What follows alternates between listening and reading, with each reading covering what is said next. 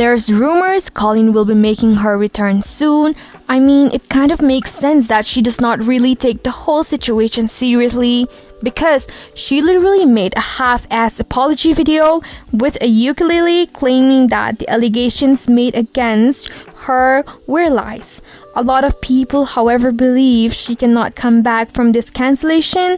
She's literally broken laws. It turns out that she may have a secret Instagram account because fans found a small account that was followed by all her close friends and family. In the About section, it says that the account was joined on July 2023, which was around the time that she gotten cancelled. When people first started calling out this account for allegedly being Colleen, she changed the name in the bio quite a few times, but because it's being followed by her family members who are famous themselves. It is not hard to guess who this may be. At one point, the bio said, "I miss it all so much," referring to YouTube.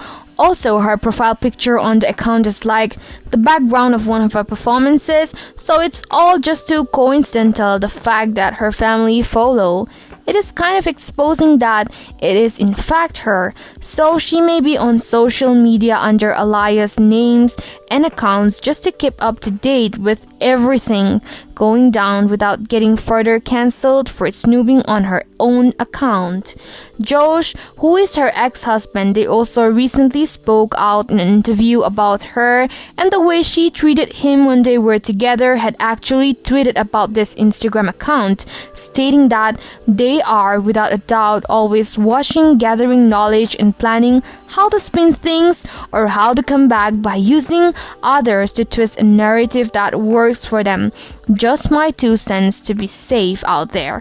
Josh had also an interview with Swoop about Colleen and her treatment towards him. It was a really insightful interview. That interview went viral because people wanted to know the truth. Since Josh's interview, he had updated people on Twitter about how he was doing and all the years of trauma that he suffered because of Colleen. And Colleen's best friend, who was also cancelled, has now come back to social media, which is Corey. He technically only posted a couple things, but yeah, people were quick to send him hate because if he did not already know Corey was cancelled, alongside Colleen, for participating and apparently making fun of Trisha too.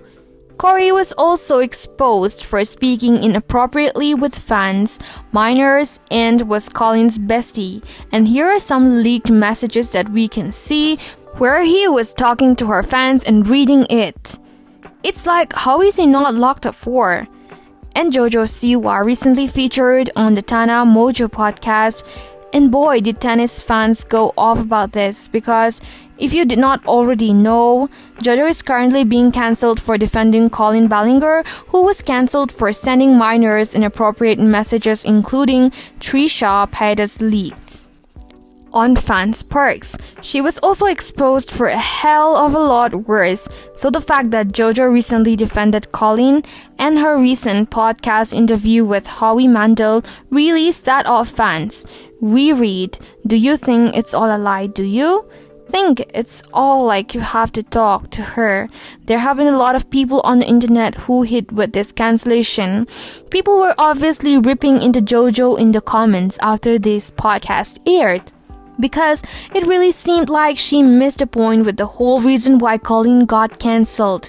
In the first place, someone commented, "I know Colleen did not have inappropriate relationships with children because I have been best friends with this fully grown woman since I was 12.